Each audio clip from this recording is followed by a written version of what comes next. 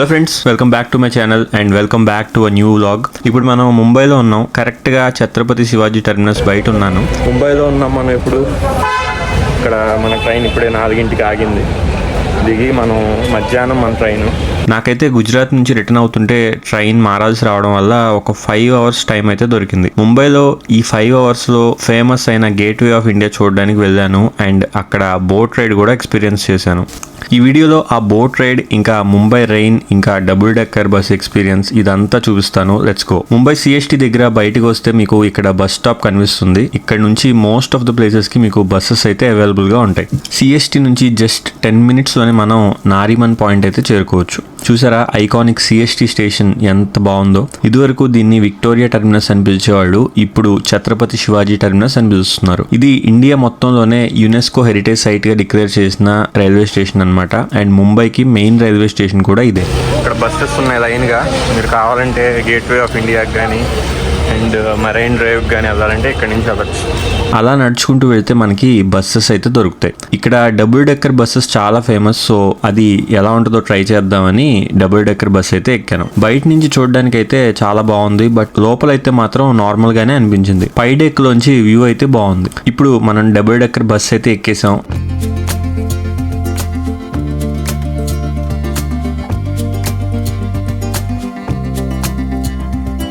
ఇప్పుడు మనం travel చేస్తున్నంత south Bombay అనమాట. ఇక్కడ స్ట్రీట్స్ అన్ని చాలా యూనిక్ గా బ్రిటిష్ ఆర్కిటెక్చర్ స్టైల్లో ఉంటాయి. ఈ బస్ టికెట్ అయితే 24 రూపీస్ తీసుకున్నారు. ఈ రైల్వే స్టేషన్ నుంచి మెరైన్ డ్రైవ్ దాకా మనకి 24 రూపీస్ తీసుకున్నారు. అలా వెళ్ళి మెరైన్ డ్రైవ్ దగ్గర దిగాను. నా ఒరిజినల్ ప్లాన్ ప్రకారం నారిమన్ పాయింట్ కి అయితే నేను వెళ్ళాలి. ఇక్కడ ఉండే నారిమన్ పాయింట్ అయితే చాలా అంటే చాలా బాగుంటుంది. అది చూడాలని అనుకున్నాను, బట్ సడన్ గా వర్షం స్టార్ట్ అయింది.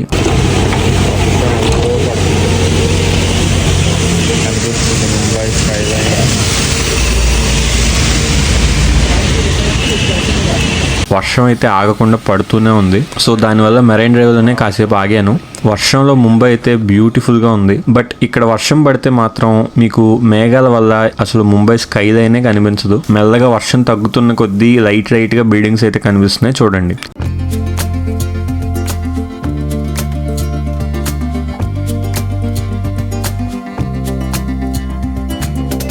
ఇంకా నారిమన్ పాయింట్ ప్లాన్ క్యాన్సిల్ చేసుకుని డైరెక్ట్గా గేట్వే ఆఫ్ ఇండియా దగ్గరికి వెళ్ళాము. వర్షం పడడం వల్ల ప్లాన్ అంతా చేంజ్ అయిపోయింది.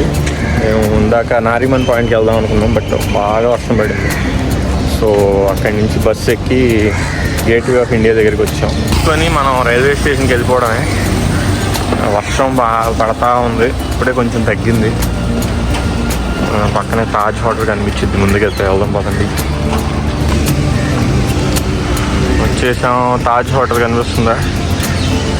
అలా ముందుకెళ్తే గేట్వే ఆఫ్ ఇండియా అనమాట. ఇటు వెళ్తే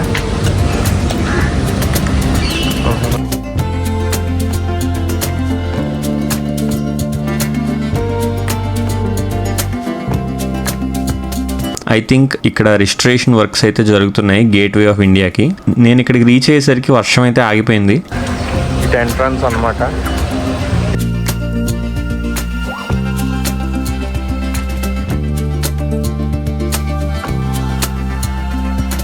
ఈ ఐకానిక్ గేట్ అయితే 1924లో బ్రిటిష్ రాయల్ ఫ్యామిలీని ఇండియా విజిట్ లో వెల్కమ్ చేయడానికి నిర్మించారు. అలాగే మనకి 1947లో ఇండిపెండెన్స్ వచ్చిన తర్వాత బ్రిటిషర్స్ ని ఇదే గేట్ నుంచి ఇండియా నుంచి బయటికి పంపించారు. ఇక్కడ బ్యాక్ సైడ్ మీకు తాజ్ హోటల్ కూడా కనిపిస్తుంది చూడండి. ఇక్కడ ఉండే స్ట్రీట్స్ మాత్రం చాలా రిచ్ గా బ్యూటిఫుల్ గా ఉన్నాయి.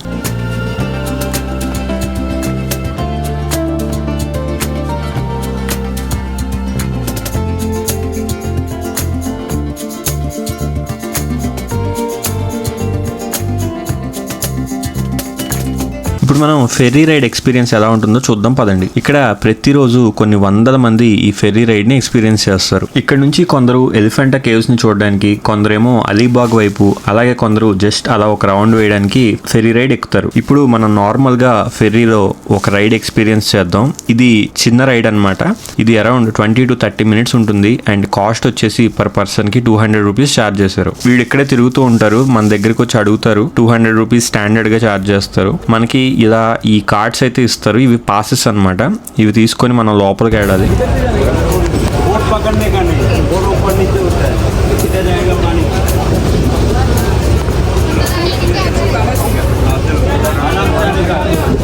क्या रहेगा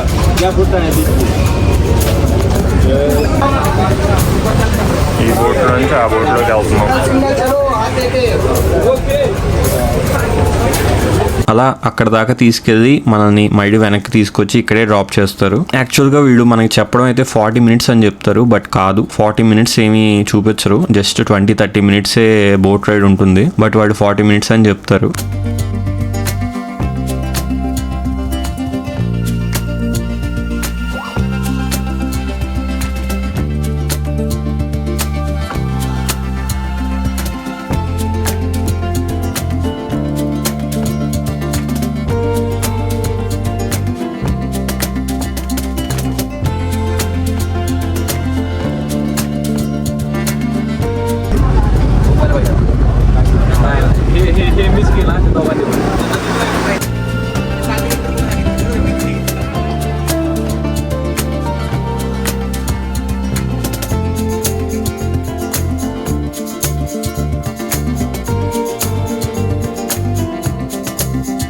ఇక్కడ మీకు 2 రకాల బోట్ టూర్స్ అయితే ఉంటాయి.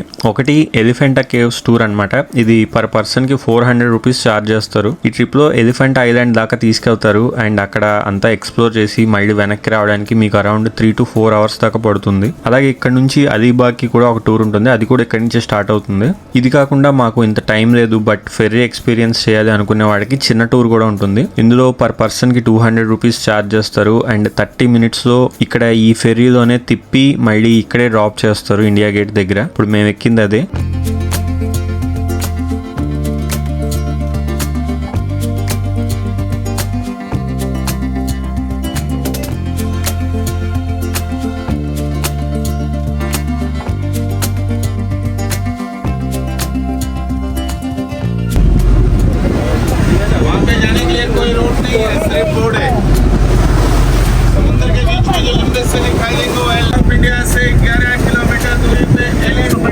ఇక్కడ మీకు కనిపిస్తుంది కదా, అదే ఎలిఫెంట్ ఐలాండ్. అదే నేను ఇందాక చెప్పిన లాంగ్ టూర్ అనమాట. అరౌండ్ 3 to 4 hours పడుతుంది అదంతా చూసి రావడానికి.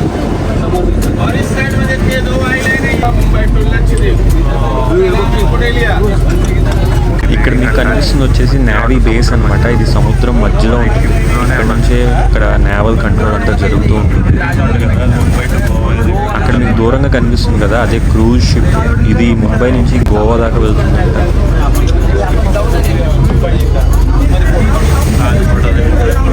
టూర్ అయితే కంప్లీట్ అయింది. మనం వెనక్కి వస్తున్నాం. ఇక్కడ నుంచి ఇక్కడ నుంచి gate way of India view అయితే చాలా బాగుంది. తాజ్ హోటల్ కూడా చాలా బాగా కనిపిస్తుంది.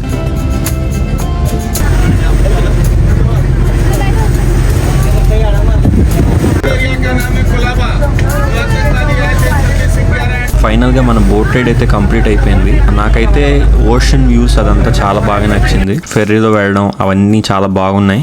బట్ వీడు చెప్పినట్టుగా 40 minutes అయితే తిప్పరు, జస్ట్ 20 minutesలోనే తిప్పి తీసుకొచ్చేస్తారు. అదే కొంచెం టైమే చాలా షార్ట్ అనిపించింది. ఓవరాల్గా ఇట్స్ అన్ ఓకే ఎక్స్పీరియన్స్. మీరు కనుక ఒకవేళ ముంబై వచ్చి మీకు కొంచెం టైం ఉంది అనుకుంటే ఇది ఖచ్చితంగా ట్రై చేయండి. ఒక కొత్త ఎక్స్పీరియన్స్ అని చెప్పొచ్చు. మీకు వీడియో నచ్చిందని అనుకుంటున్నాను. Thank you so much for watching our video. See you in the next one.